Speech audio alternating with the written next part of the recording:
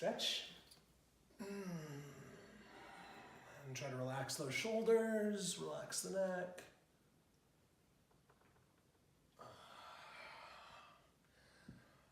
And open up the rib cage, nice and tall. Take a deep breath. And sigh. One more. Oh, good. Siren on a new. Woo! Siren on a lip bubble.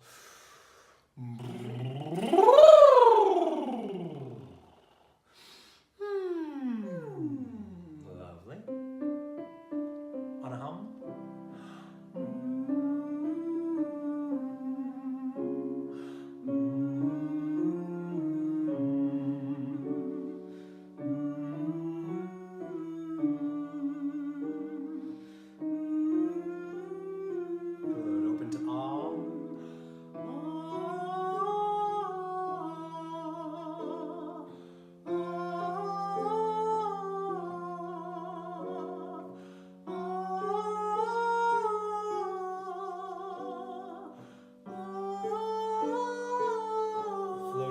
On the top.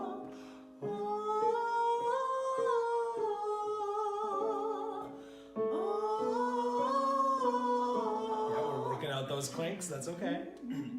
Clear the throat a little bit, get some water.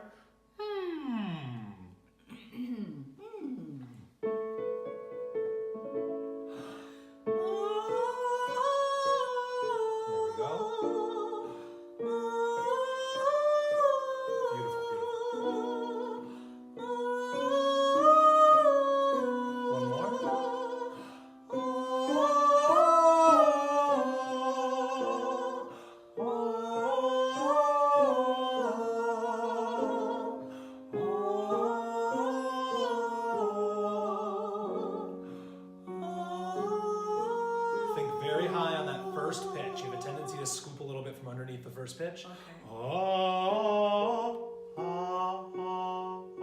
Right in on that pitch.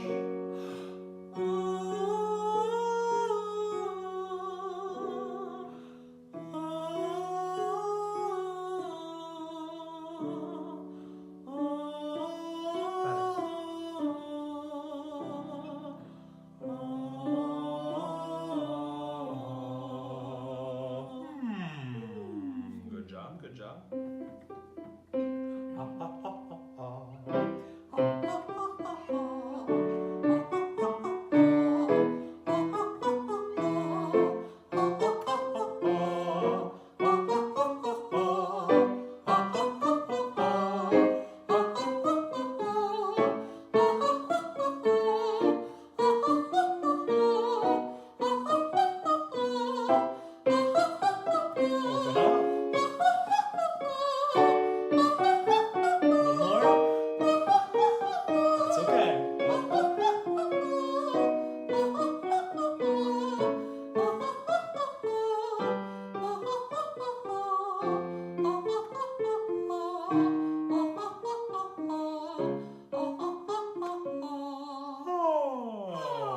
It sounds like the voice might be a little bit tired today too. You got that little bit of a delayed onset, what we call it in the voice progression, where there's that half second when you start to sing and just a little, and then the pitch comes out, you know, and that's usually just a sign of a little bit of strain, a little bit of overuse, maybe a little too dry, maybe you haven't gotten enough sleep the last couple days, things like that will tend to. That's one of the things that will first start to show up when you got a little bit of that.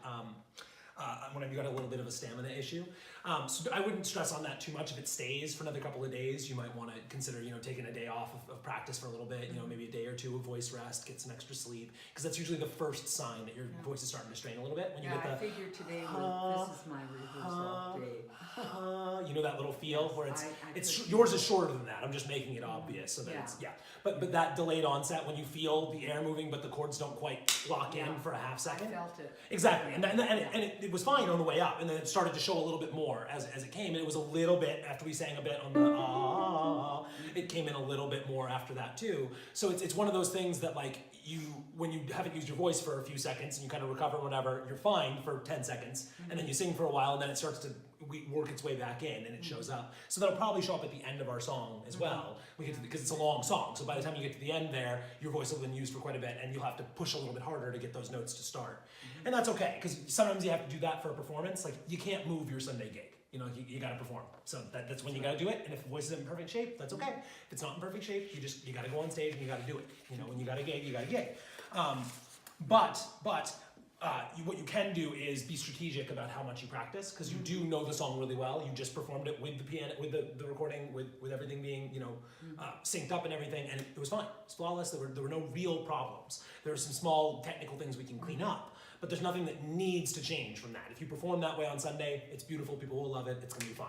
So you know that you don't need to improve between now and then. So the biggest thing that could happen is over practicing and causing some strain on the voice, and that is more likely to damage your performance than not practicing enough. Right. You know, if you didn't do that already, then I would want to keep pushing you until you'd actually had a good run of the song. You know, but that was a good run of the song. That was fine.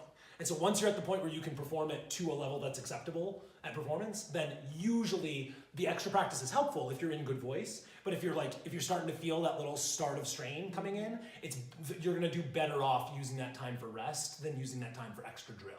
So today will be our rehearsal time, like we said there, and then if you want to take tomorrow off and just kind of rest the voice a lot, you'll probably be better off for that than spending another half hour or hour practicing.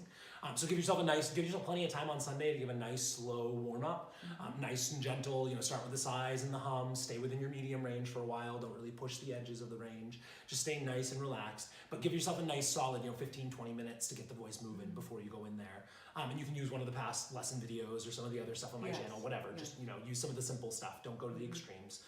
And then you'll be singing with the choir when you do this, right? No. No. Okay, so it's just you on that. Just me. And that's in the evening, right? You said? Yeah, so that'll be fine. So you just make sure you warm yourself up separately from that. Correct. Good. Let's go down to the low stuff. Sing nice and bright. Sing.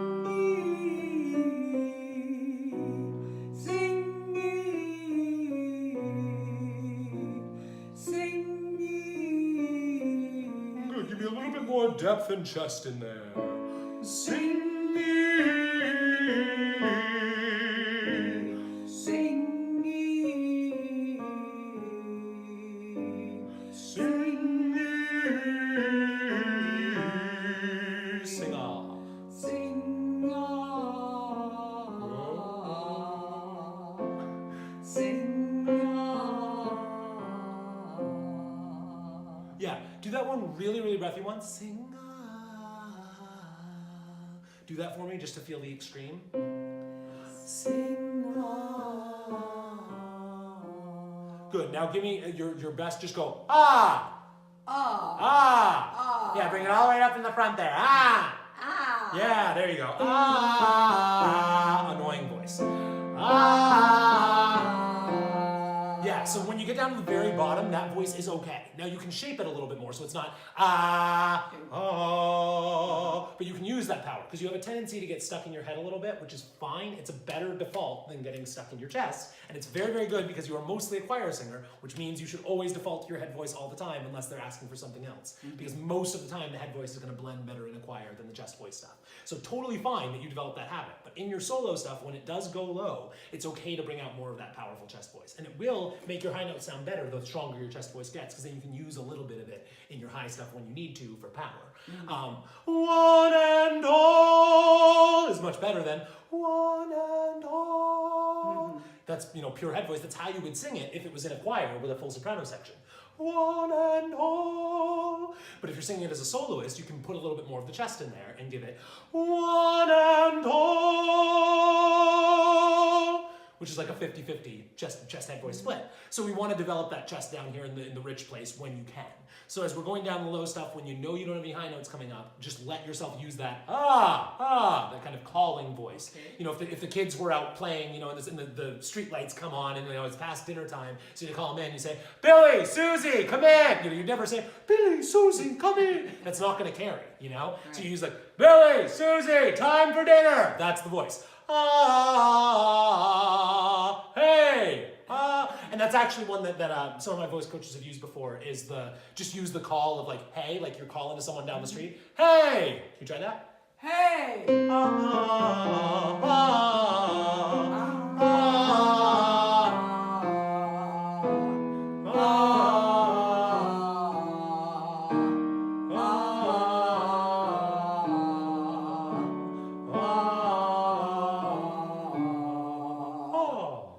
Yeah, so we got 3 or 4 more notes out of that when you switch into your full chest. You know, you got access to some notes that you don't usually have. So you have those in your voice, and it doesn't hurt, right? It doesn't feel strained. No, It's a little loud. You know, it's a little aggressive. You don't normally sing in that part of your voice, so No. it'll take a while to shape that But sound. that was good. Yeah, no, you can feel it, Yeah, right?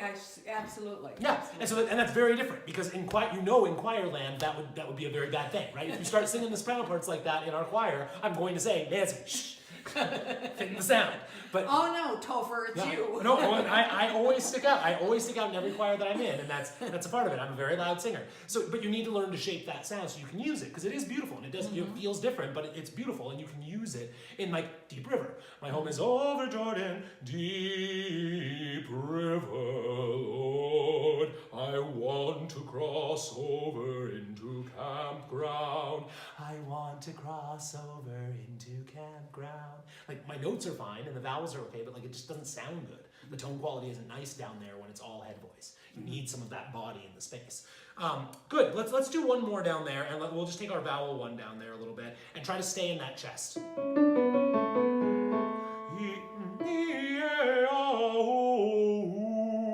Give me that space. Go one more time. Hey. Hey.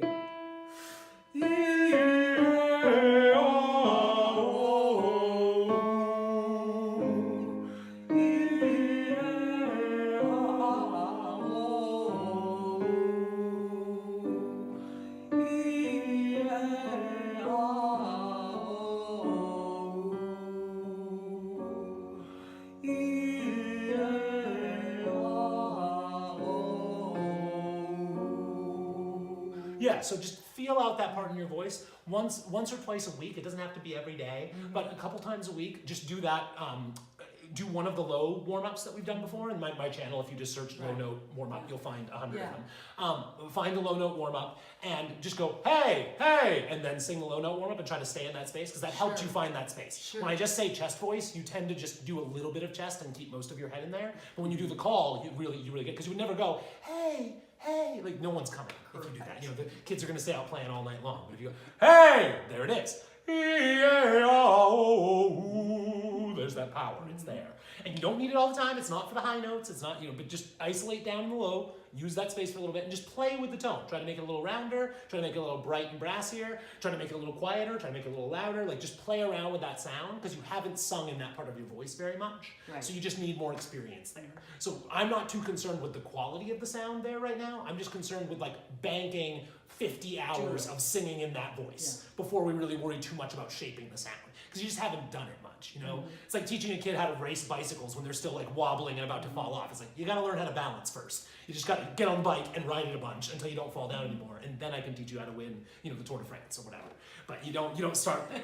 So you just don't have enough experience in the actual, in the use of your full chest voice to get a good sound there. So good.